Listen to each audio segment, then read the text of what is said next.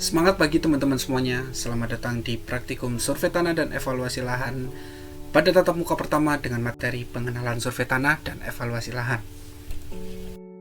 Pada dasarnya di sini kegiatan survei tanah itu merupakan gabungan antara penelitian yang dilakukan di lapangan dengan data hasil analisis laboratorium sesuai yang dengan ditentukan dengan output peta tanah dan laporan penelitian.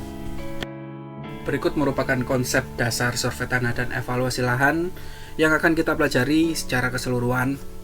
Di sini dimulai dari persiapan peta kerja.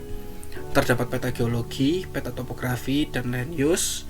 Ini berkaitan dengan 5 faktor pembentuk tanah. Nah, turunan dari peta geologi dan peta topografi itu adalah peta landform.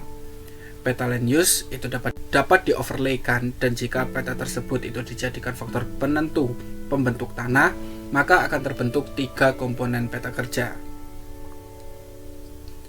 Kegiatan selanjutnya setelah mendapatkan poligon satuan peta tanah digital adalah kegiatan survei lapang dengan cara menganalisa data lahan, morfologi tanah, pengambilan sampel tanah, pengambilan data sosial ekonomi, hingga data iklim. Kegiatan kita saat ini cukup sampai pada konsep tersebut.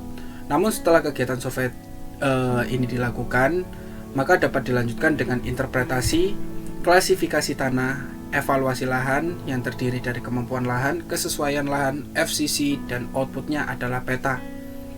Evaluasi lahan menghasilkan peta SPT yang digunakan sebagai dasar penentuan kesesuaian lahan dan akan masuk ke dalam konsep pengelolaan tata ruang.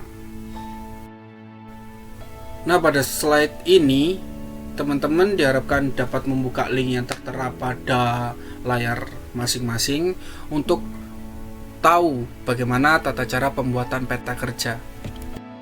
Setelah terbentuk peta hillside, lalu kita dapat melakukan delineasi pada setiap perbedaan landform seperti gambar yang telah ditunjukkan.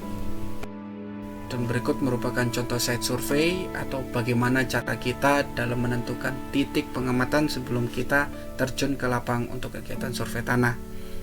Nah, di sini terdapat key area dan transect. Pada dasarnya antara key area sama transect itu memiliki kesamaan, yang membedakan adalah luasannya. Key area harus dibuat pada daerah yang luas, sedangkan jika daerah surveinya itu relatif sempit, maka kita bisa menggunakan transect. Berikut merupakan contoh data fisiografi hasil survei tanah di lapang. Dan berikut merupakan data morfologi setelah kita melakukan pengamatan penampang tanah, baik itu menggunakan singkapan, mini pit maupun profil tanah. Dengan cara yang telah ditentukan, maka didapatlah hasil sebagai berikut. Nah, berikut merupakan contoh form morfologi dan fisiografi yang akan teman-teman isi ketika kalian sedang melakukan pengamatan di lapangan. Untuk kegiatan selanjutnya, dari data yang telah ditampilkan sebelumnya, baik morfologi maupun fisiografi, silakan minta bantuan kepada asisten kelas masing-masing untuk menginput data tersebut ke dalam form yang terdapat di layar teman-teman semuanya.